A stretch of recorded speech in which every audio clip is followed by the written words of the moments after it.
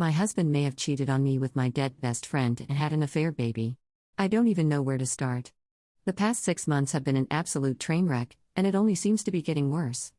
My 33F best friend since elementary school, who I'll call Alice, passed away in February from cancer. She had a 2-year-old daughter who went into the custody of her mom after she passed away, who I'll call Alexis. Last month, Alexis showed up on our doorstep unannounced, telling my husband, 36M, he needs to take responsibility for his child and either take custody or finally start paying child support. She says that Alice had told her who the father was when her daughter was born, but didn't want anything to do with him. To answer the inevitable, Alice was a traveling nurse and made a lot of money, which is the only reason I can think of for why she didn't go for child support. During this conversation, my husband had the worst panic attack he's ever had, so we had to end the conversation before I could get more details. This is what he told me later. He said that Alice's daughter is probably his, but that it isn't what I think. Almost 3 years ago, we threw a large housewarming party as we just moved into our dream home, after I finally finished residency and was set to make real money for once. Alice was in town and set to be at the party, but I was called into work before she got there. I didn't get back until after 3 a.m. The party was winding down, my husband was passed out upstairs, and Alice had already left the party, which, at the time, I did find strange, as we hadn't seen each other in months. My husband claims he woke up in the middle of the night to Alice on top of him, but he passed out again before he could say anything. He claims he never told me because he was worried I wouldn't believe him, which I don't know if I do. He showed me some texts he sent his best friend the next day asking for advice about him thinking someone raped him, but if he cheated, he could have had that conversation as evidence, especially since he never said Alice specifically. Ever since the party, he has been very distant with Alice, and after she had her daughter, he would even find excuses not to be around the house when she would visit at all. I don't know if that's because he cheated, or if Alice actually did rape him and this was his trauma response. Honestly, Reddit, I don't know what to do. I've known Alice since we were children, and she never came across as that kind of person. But I've also known my husband for over a decade, and he's not once ever given the inclination of a cheater. He's an attractive guy, and I've seen the looks he gets at the gym, and he's never even given more than a glance. What the hell should I do? How do I figure out what the truth is here when Alice isn't even around to defend herself? She never even implied she liked my husband, let alone wanted to sleep with him. I told my husband he needs to get a DNA test before anything is decided regarding the child, but in the meantime, he needs to move out while I think about what I'm going to do here. Relevant comments. Commenter. Women go decades without admitting they were raped because they fear not being believed. To be honest, men will often go twice as long, sometimes taking it to the grave, because they're almost always and automatically told it's not even possible for a man to be raped. I know you have to go on instinct, but his story makes sense with the text he sent his friend. He also hoped to never be around the woman he believes raped him again, which is why he made himself scarce afterward. If he's as smart as you say, he wouldn't have wanted you alone with Alice, ever, because she could have revealed an affair. He would have tried to distance your bond.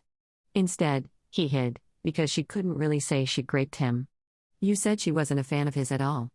She thought you could do better. So why wouldn't she spin it as him coming on to her? It's because she was the one in the wrong. Ops response. Thank you, you're absolutely right.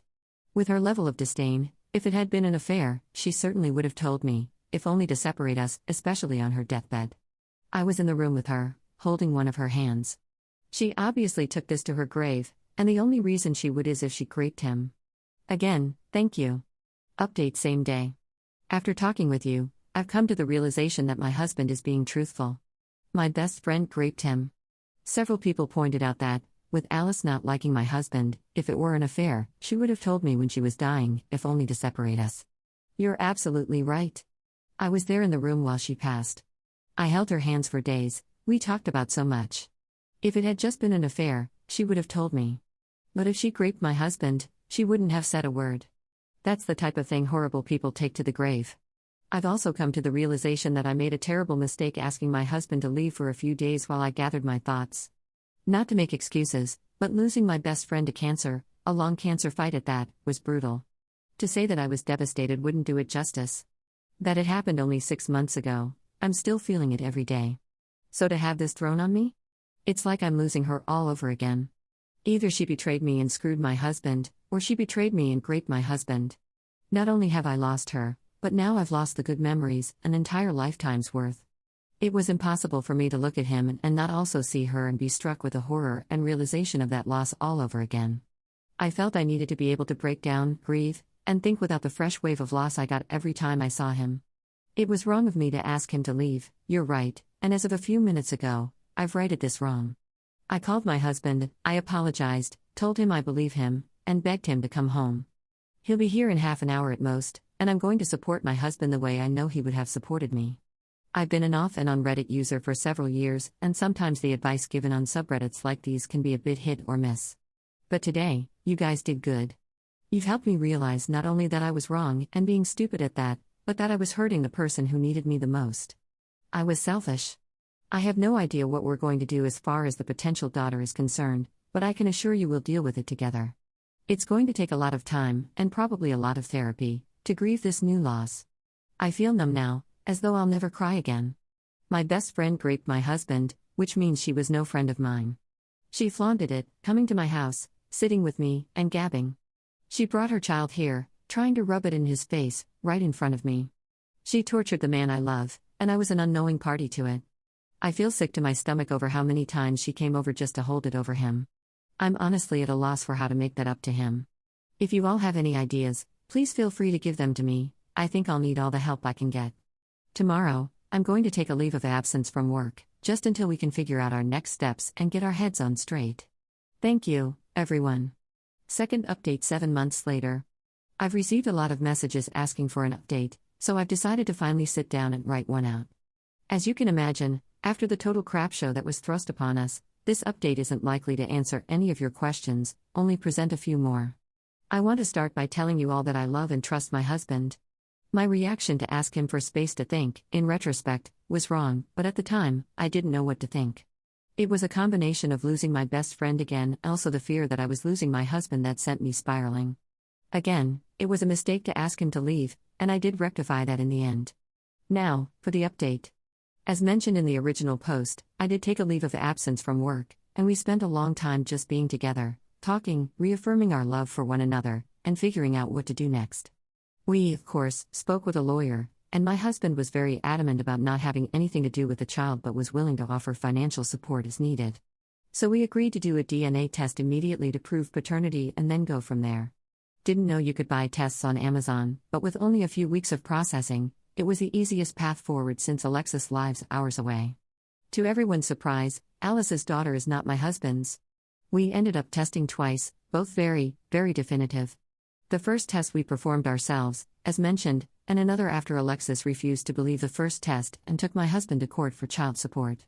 For a single second, this whole thing made me second guess if my husband was raped, that this could have been her way of forcing my husband to admit to an affair. But after talking with Alexis, I don't think that was the plan.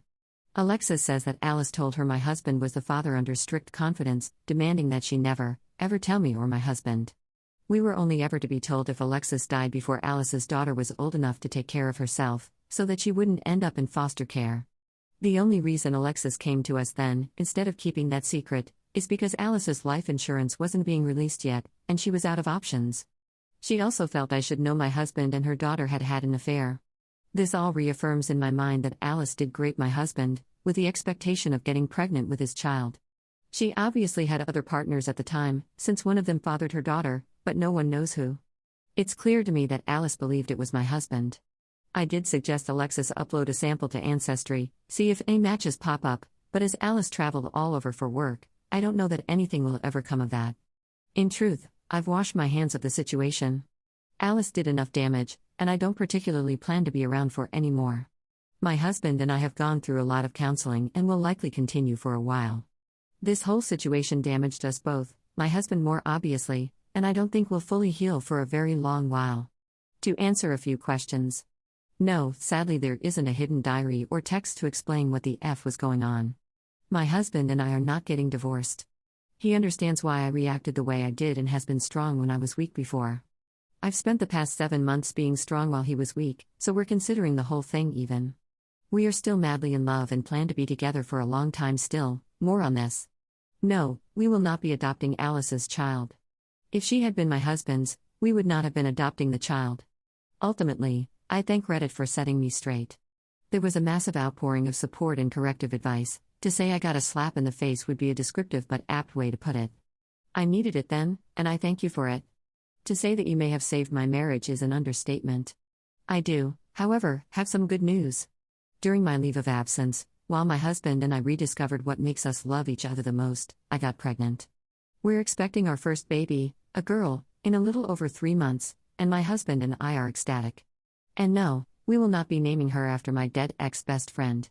Relevant comments. Commenter. I'm willing to bet she was jealous of your life and, for a minute, wanted to know what it felt like to be you. So she waited for your husband to be in a vulnerable position, intoxicated and passed out, and took her shot. She probably had random partners to either make herself feel less guilty about raping him or to try and get pregnant and really take a shot at him, making him believe her kid was his and maybe hoping he'd kick you out and move her in. She probably told her mom it was your husband's child to save face and avoid admitting she didn't actually know. She probably figured no DNA tests would be done, but even if it was, she wouldn't be around for the fallout. She truly was a crappy human being. I'm so happy for you both that it's not his child. It's bad enough she raped him, but to have to deal with a child on top of it would be horrible. Enjoy your little one, hopefully, you can all put this behind you now. Commenter 2. Honestly, I just think she wanted a child. She was sleeping with multiple people,